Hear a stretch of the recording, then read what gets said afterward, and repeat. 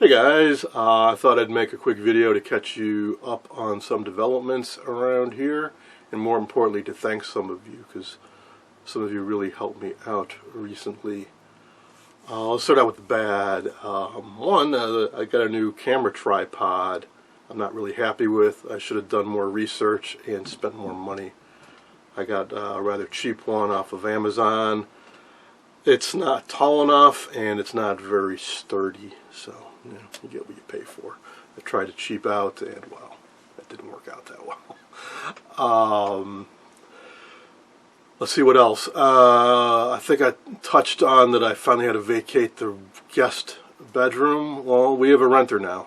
He moved in fairly recently, so you may hear some creaking. It's people walking around above me. Also watching my sister's dog for a while, so there'll be some extra background dog noise just to keep things fun. One bit of fun we've been dealing with off and on for months now is, you may recall we had a new furnace installed back in January. They wanted us, or they gave us a quote for replacing everything, the furnace and the AC compressor. It was a lot of money, more than double what I wanted to spend, and our air conditioning was working fine. I said, hey, can you just keep the AC unit and just do the furnace? And they said, yeah, sure, no problem. However, when they installed the furnace, they damaged the condenser coil, I think it's called, that sits on top of the furnace inside the plenum or something, and collects condensation, pumps it out, and does the exchange of the cool air and blows it through the house and all that good stuff. But they said they couldn't fix it then because they couldn't test the system because it was January and they had to wait for the weather to get warmer. Well, the weather got warmer. Weather got a lot warmer much sooner than usual, and I kept calling them, and they said, oh, well, we got to fit you into the schedule, we got to order the part. Finally, I got them to come out, and I'll try to make this long story short. They installed the wrong part. They gave me a few options. They said, we can take it out, you can wait a few weeks, we'll get the right part, we'll put it in. However, your system's 22 years old, the type of refrigerant it uses no longer available. We'll make you a deal. So they ended up offering me to replace everything, put a new compressor in, and we're looking at it here, for 1/4 of what they originally quoted me, plus an extra free year of maintenance. So that's what we did. It's been working great. I'm happy in the end. Just didn't enjoy going through 2 heat waves with no air conditioning. One of the problems they said that happened, the technician told me, showed me. He said, hey, refrigerant is color-coded, orange, purple, green. And he said the part that they ordered, the box it came in was a certain color, but the fine print said it uses a different kind of refrigerant than the color would indicate. I don't know who to believe, but I am happy we have a nice unit that is more efficient, it's very quiet, and does a great job cooling the house. So in the end, it all worked out. Do I believe everything they told me? Not entirely, but what are you going to do? And the fun just keeps happening. Our hose reel also sprung a leak. Luckily, Suncast has a great video on YouTube by supposedly one of the engineers who designed this contraption, showing how you can use a couple screwdrivers to bust it open. And sure enough, the main pipe that does the inlet and outlets split. Probably my fault. I probably left water in this and it froze and split the pipe open. Luckily, replacement parts are readily available. I ordered one up, so hopefully that will get taken care of in a few days. Now, something else happened that was rather unexpected. Somebody taking a shower came down to the basement and found a pool of water down here. I initially thought that, hey, our water heater crapped out, even though it's fairly new and leaked out. But no, it was sewage coming up from around this stack pipe. Well, happened on a weekend. Basically, every time somebody flushed a toilet or ran a sink or whatever, it was coming up again, and got tired of mopping it up. So, had to make an emergency call to a service, pay a bit of money. They came out and discovered a number of things. Eventually, they got the clog cleaned out easily enough. It was just a big root ball, and I had to clean one out myself, a much smaller one. a couple years ago, so that didn't entirely take me by surprise. But we did find out some other interesting stuff. One is that I knew we had a clean out in front of the house. It turns out that clean out is partially damaged, collapsed, and should really be replaced, but it's still functional enough. But they did run a camera through this clean out and all the way down through the system, and they found out that near the curb, near that tree that they cut down a few weeks ago, there's a disconnect in the sewage pipe. The sewage pipe is made of lengths of clay pipe that are fit together at the ends, and they're not cemented together or glued or anything. They're just kind of fit together somehow over time, or ground shifted, or who knows what. The ends disconnected and became offset.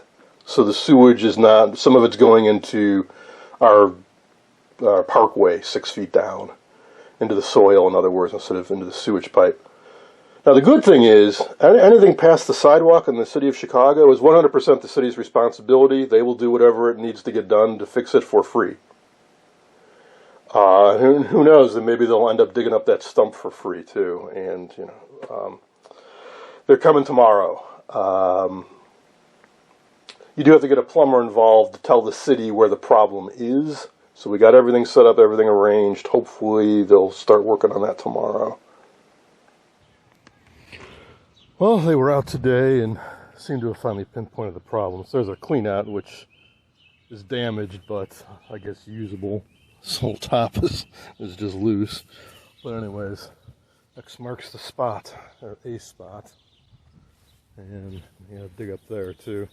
So the city will do all that. We had to pay an application fee, sort of. It'll be at least a couple weeks before they can come out. I mean, our sewer's working meanwhile, but at some point they're going to have to dig down. I think they're going to have to dig down pretty darn far, too. I don't know if 4'9" is how far deep it is. I would suspect it's deeper because they raised the street level at some point, so it could be pretty deep down. But they're probably going to be digging a trench about 6 feet deep between those two X's, and maybe they'll get up the stump while they're at it. That would be nice, or at least a chunk of it. And somewhere is right about here is our water cutoff, which is also kind of a disaster because of the tree. The top of there's supposed to be like a cast iron cover that broke off. I noticed this happened to a lot of my neighbors too. I mean, all the stuff's over 100 years old, and stuff happens over time. But anyway, maybe they'll fix that while they're at it. I don't know. But they said they'd call them in a couple weeks. And if we haven't heard back since, and at some point, yeah, it's going to be a mess out here. Maybe they'll fix our cracked sidewalk while they're at it too. Who knows? At least they found the spot and they found the trouble, so that's good. So all of that has been a big distraction, but even so, I've been trudging along. I've been working on more predictors. Another predictor was dropped off. We need to do triage on several of them that you haven't seen yet. And I'll be doing another Predictapalooza video in a week or two. Also have I hope, fingers very crossed, about what is arriving soon. One particular item I've been looking for over a decade now. Let's start out with these innocent-looking little bags that say Philco clock knob on them. Well, one of the predictors that was dropped off recently is a Siesta model. That's a model that has a clock and a timer built in, so you could set it to turn off once you fall asleep or to wake you up in the morning. And, well, it's got a clock as well, so you can see what time it is while you're watching TV. Or have it turn on when your show starts in the evening, what have you. I have two of them, and both of them are missing their knobs. Well, the gentleman who dropped off the Siesta, he has both of his knobs, and they're in excellent condition, and I commented on that, and he said, oh, well, there's a guy on eBay selling some new old stock knobs. Really? Well, he sent me a link, and I checked them out, and they looked to be the real deal. I ordered up 4, and they arrived, and yeah, they are. which is remarkable because for years I've been told that these are unobtainable and you got to make do. No, they don't. There are plenty of clear plastic clock knobs out there, but the Predicta specific ones have a bit of a longer arm than usual. So the others didn't quite fit right, but these do. These do. So that's fantastic. We're not entirely in the clear yet, though, because another common problem with these is the ends break off. So this shaft should be that long, but the ends are broken off. Yeah, you can fix that up, get some brass tubing or something, and that's what I will do. The other odd thing is, so I got 4 knobs. 2 of them are nice, clear plastic in great condition. 2 of them are yellow and warped and shrunk a bit. However, they warped and shrunk about the same. So essentially I have 2 pairs, but they're not identical to each other. But this the seller only had a few. I think he had 5 and I got 4. So I'm very grateful to have any. So thank you for that link. It was really an unexpected treat. It'll be great to really complete my 2 Siesta models finally.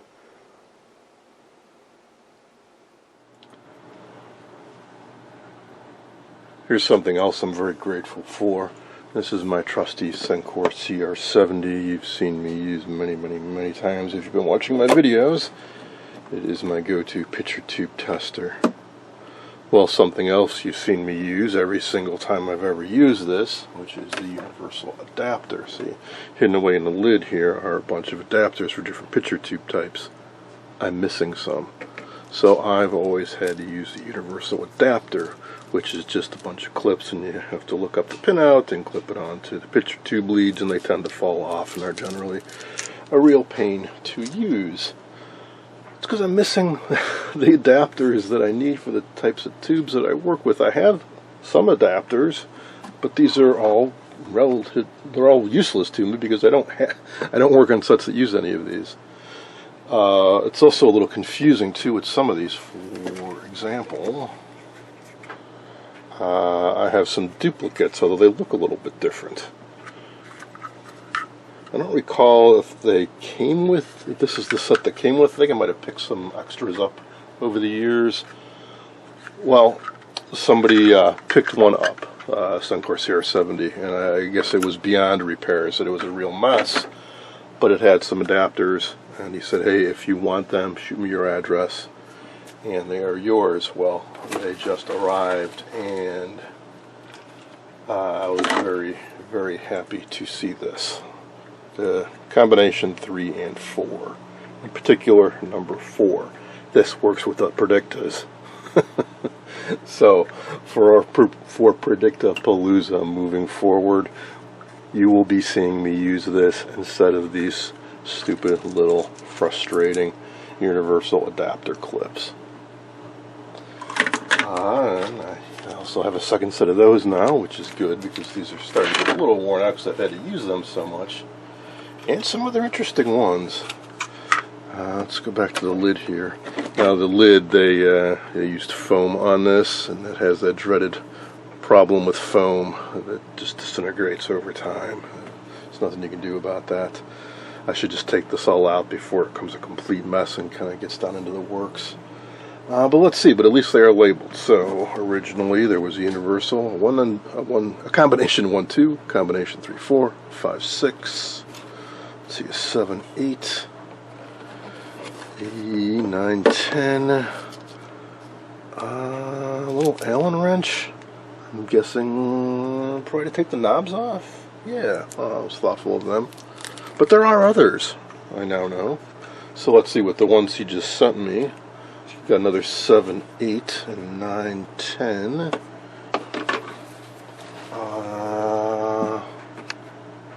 Let's see, I guess I already had a 7-8. Maybe I just have a bunch of dupes now. Let's see, and there's a 1-2. Alright, well, cool. So I now have a complete set. Now I do have a second Sencor CR70, which I don't think has any adapters. So it's good that I've got some duplicates. That one, I got some time ago and it doesn't work. but I do have the full service info, and I would like to take a shot at it one time at some point. Now this, along with the adapters, he also sent me the CD, which I think I already have a copy of somewhere. This has a service manual, along with the operating manual and setup manual. It's a good thing to have. Although, now that I think about it, my laptop does not have a CD player in it. I'm going to have to get out my old laptop to actually read the contents of this. So that is very cool. So I'm going to pick out the best of these adapters and kind of clean this all up. It's getting a little bit dirty too. It's been a while since I cleaned it. Alright, so I'm going to put this away and let's move on to something else. Moving down the gratitude list. Does this look familiar? Yeah, I did a Friday night restoration on this almost a year ago now, I think. I left off some unfinished business with this radio. One of which was a strain relief for the power cord, because the normal supplier I got them from seems to be out of stock, as was I. Well, one of my viewers sent me a nice little supply of exactly what I was looking for.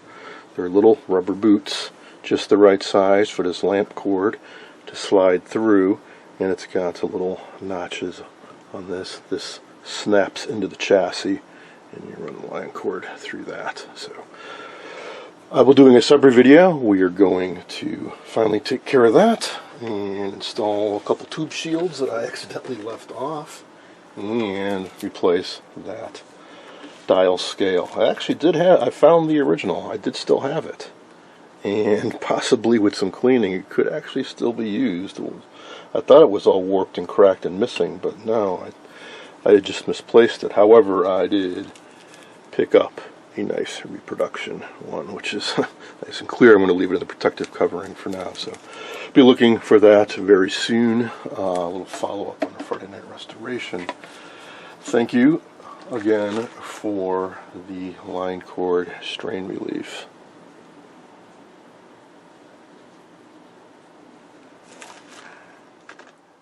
I think I'll wrap things up. Thank you again to those of you who sent me items or tips. And thank you all for watching and your continued support.